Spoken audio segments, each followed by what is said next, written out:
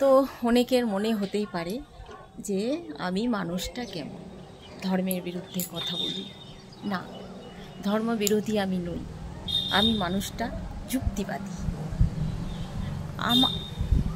আমরা এখনো সংসারী, তাই তো সংসার করছি। তো সংসার করছি, সেখানে ছোট বড় সকলেই আছে। লঘু গুরু জ্ঞানটা রাখতে হবে, লঘু গুরু জ্ঞানটা রাখতে হবে। গুরু জ্ঞান আমি খুবই রেখেছি, 26টা বছর পার করে দিলাম।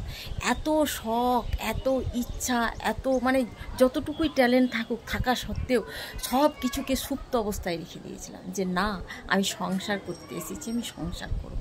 তো প্রচণ্ড করেছি, সে অনেক ইতিহাস আছে, পরে একদিন শুনবেন।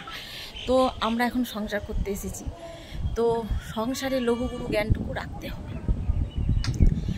ধরুন কেউ যদি জব করছে তো জব করলে আমাদের তো একটা মালিক থাকে। তো সেই জবের যে মালিক, তো সে যখন আমাদেরকে কোনো একটা কাজ সঁপে দেবে, তো ধরুন সে তো দেখবে যে কাজটা আমি সম্পূর্ণ করতে পেরেছি কি না, তারপরে তো আবার আমাকে কি বলবো, নতুন কাজে অ্যাপ্লাই করবে, ঠিক কি না?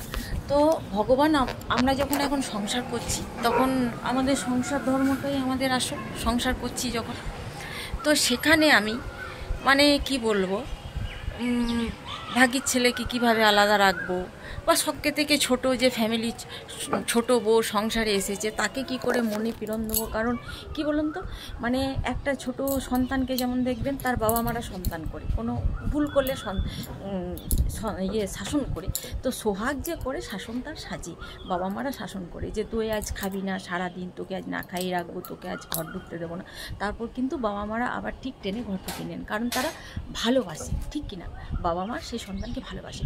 তেমন কিন্তু একটা ফ্যামিলিতে যখন মানে ছোট বউ বাড়িতে আসে না, তো আরও যারা জাউলিরা থাকে, তারা তখন সেখানে খুঁটি গেড়ে নেয়, বীজ কেড়ে নেয়। তারা মানে অনেক দিনকে পুরনো, তো তাই মানে ছোট জায়ের কথা চলবে না।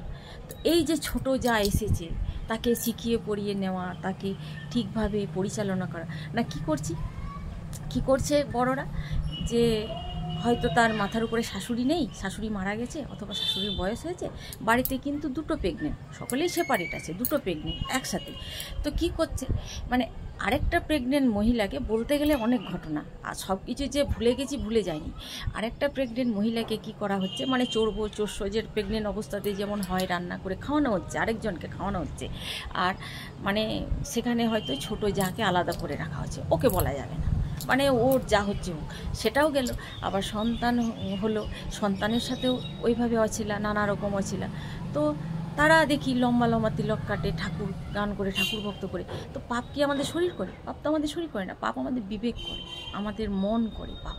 তো আমাকে ভগবান সংসার করতে পাঠিয়েছে, তো সংসারে যাবতীয় কর্মকাণ্ড আমি লেদে মুতে ছিরকুটি করে দিয়েছি।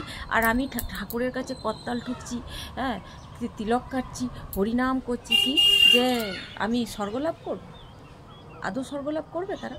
তো আমাদের যদি এখানে আমি একটা জব ধরে নিই, সেখানেও যেমন আমাদের প্রমোশন হয় না, তো সেখানেও আমাদের প্রমোশন হবে না। তো আমরা যদি কর্মগুলো ঠিক করি না, কর্মগুলো ঠিক করি, তো আমাদের আলাদা করে ধর্ম করার প্রয়োজন নেই। ভগবান নিজে মানে আমাদেরকে তাদের চরণে ঠাঁই দেবে, আপনাকে বিপদ থেকে রক্ষা করে দেবে। আপনার পাশে হয়তো কেউ নেই, এমন বিপদে পড়ে গেছেন, আপনি যে কীভাবে বিপদ থেকে উদ্ধার হয়ে যাবেন আপনি নিজেই ঠিক পাবেন না। আলাদা করে ধর্ম করার কোনো প্রয়োজন নেই। কিন্তু যারা সাংসারিক দিক দিয়ে, সব দিক দিয়ে নিষ্ঠা থেকেও যারা ধর্ম করে, তারা ভগবানের দলে পড়ে। আর এইগুলো তো সব ভণ্ড লোক দেখানি। তো যে কারণে আমি সেগুলোর বিরোধী। আমি মানে কি বলতে, আমি ধর্মের বিরোধী। তো ভালো থাকবেন সকলে, টাটা।